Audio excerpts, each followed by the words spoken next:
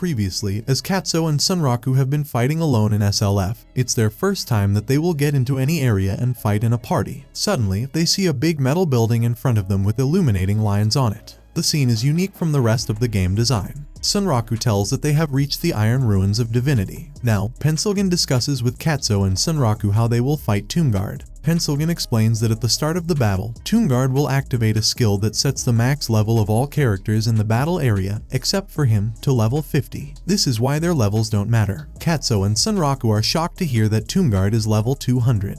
As they are low-level players, they only need to reach level 50. As Katzo and Sunraku walk through the Iron Ruins, they discuss that they will have to make all the effort to reach level 50. As Pencilgon said, they keep grinding to level up their skills. So, they open the map of the Iron Ruins, because there is an area that is considered ideal for practicing. Katzo wants to keep trying until they reach a higher level. The inside design of the Iron Ruins looks like the setting of a spaceship. It's also different from the rest of the game. The black panels are sliding from their places. It's like floating in the air. Suddenly, Katzo remembered that he had seen a similar design in another game. Sunraku wants to know what Katzo's level is in this god tier game. Katzo is only a level 25 player, so Sunraku feels a little superior as he is already at the 31st level, so he would have to make less effort to reach the 50th level. Sunraku makes fun of him. Suddenly, Emil warns them to be careful as a big pyramid is approaching them. They hardly run away and save themselves from being crushed by it. That is a suppression drone type pyramid. Katzo tells Sunraku that he can handle the pyramid himself. The god tier game SLF allows all players to handle tougher enemies like those pyramids, even if they are mid-level players. It does not matter. Sunraku agrees to just watch, as Katzo will use his own skills to fight the pyramids. Emil is still concerned that it will be hard for Katzo to handle it alone. But Sunraku says it's Katzo's own wish to fight alone. Suddenly, Katzo destroys the dome with his punch using his repel counter skill. Sunraku watches Katzo with amazement as his hands are surrounded by an illuminating aura. Katzo shares that he used magic to strengthen the power, making his hand light up, which is called the Spirit Fist. Katzo runs towards another dome and explains that as his job, he picked a Spirit Fist user monk. He tells Sunraku that even though he can't use weapons, his magic fist will do the job very well. Sunraku appreciates Katzo's fighting style as he finishes all the domes even before they come after him. Katzo makes guesses about what he used to fight. He makes wrong guesses, but Sunraku tells him that he is just lucky in his fights. Emil speaks up and explains that it is his Vorpal Soul that helps him win the fights. Katzo is totally confused about what a Vorpal Soul is. Sunraku takes out his map of the Iron Ruins, which Pencilgon gave him, and reads that there is a path that will lead them to the secret area of the Iron Ruins. They begin walking towards it by passing along the left side of the plate with a big hole.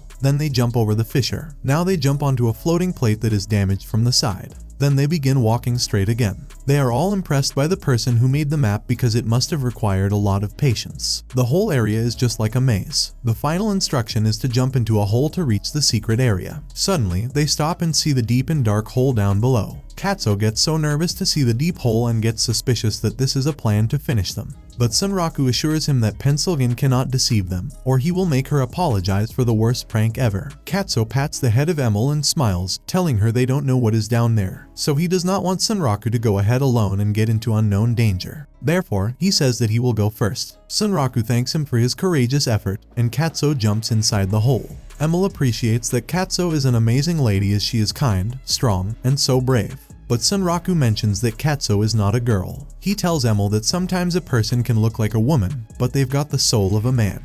Emil gets so surprised to hear it and tells life holds so many mysteries. Sunraku hears Katzo's sound coming from the hole. Katzo tells Sunraku to come down, loser. Sunraku pretends that he didn't hear anything.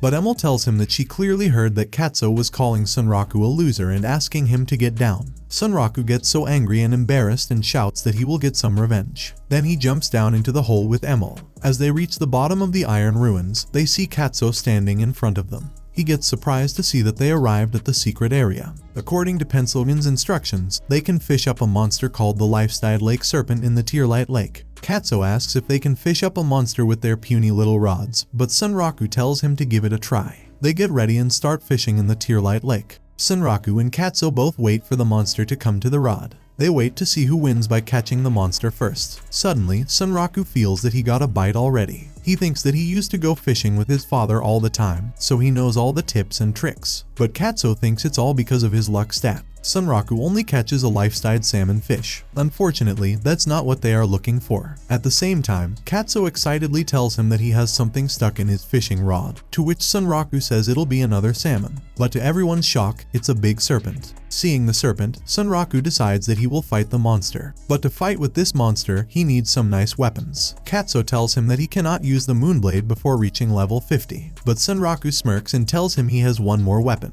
He takes out his new weapon, and it's called the Empire Bee Twin Blades. At the same time, the serpent attacks them, but they jump back and avoid it. Katzo is surprised to hear that he has another new weapon. Emil tells him that her big sister Bee made them for Sunraku. Looking back, Bilek made a weapon with the Empire Bee Queen material that Sunraku brought. After she made the Empire Bee Twin Blades, she shouts at Sunraku to wake up. They have been sleeping there for a long time. Bilek gets angry when Sunraku finds that she has quickly made the twin blades. She knows that they respect her in front of her father, but Sunraku clears up her misunderstanding as he never makes fun of anyone. He comes closer to Bilek and asks what he will do if he has no weapons as his main weapon is gone. Sunraku lifts the twin blades and thinks that he will have to establish affection levels with rabbits other than Emil and Vash. He starts getting traumatized flashbacks from a trash game called a dating sim. He remembers that once he had to balance affection levels between 12 girls without a moment's slip. If he could make the slightest mistake by neglecting them for a moment, it would trigger a domino effect, and the others would also reduce their affection level. In the end, he would get the bad ending where all the girls moved to Italy to apprentice at a pizzeria. And in the end, Sunraku Picklefish's adolescence is crushed beneath a pizza stone. Sunraku gets out of his depression and compliments Bilek for making his new weapon. Bilek informs him that the right-hand blade has a special attribute. We now see as he puts it to work against the serpent. Suddenly, Katzo jumps away from the serpent and says that it looks so tough, and their level is too low to put more than a scratch on it. Sunraku explains that some weapons, skills, spells, and monster attacks have the corrode attribute which destroys part of an avatar itself. If the avatar deals enough damage to a certain part, then it'll cause visible damage and create a weak point there.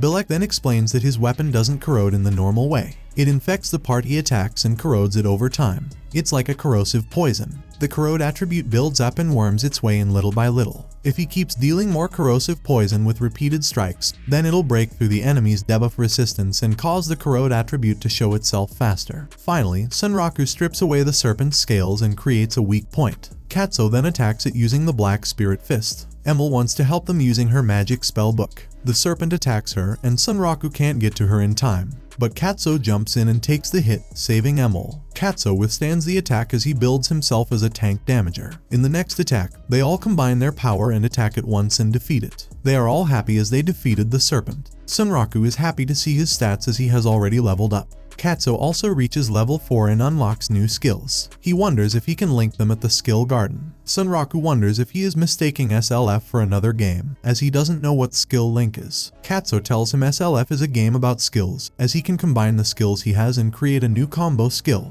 He reminds Sunraku that he should have already learned about it in Firstia, the starting town. But to his surprise, Sunraku never went there. Katzo explains that skills with proficiency levels can be linked up at a facility called the Skill Garden that allows them to create some new combo skills. Sunraku now realizes why some of his skills changed their names, and some skills just came up with level numbers to raise, as they can be linked up. Katzo explains there are a lot more things he can do in the skill garden. After hearing that, Sunraku gets shocked at how much he missed by skipping one little town. Sunraku thinks that regret will just make him depressed, so he starts to grind more. He starts fishing in the lake and intends to catch a big eel. It's the only way he knows how to keep himself busy and get out from the bad memories. After some time, Pencilgon regroups with them and sees that Katzo is level 40 and Sunraku is level 42 now. She is amazed that they achieved this level in such a short amount of time. Katzo tries to explain that Sunraku skipped the tutorial at Firstia, but Sunraku quiets him down. Katzo is amazed by Emil's attack power, and Sunraku explains that his dear little friend is already level 56. He tells Pencilgon that the tent is a handy little thing as it lets them make a save point. She explains that it's super expensive for something with a limited number of uses, and if they weren't pressed for time, then they never use it.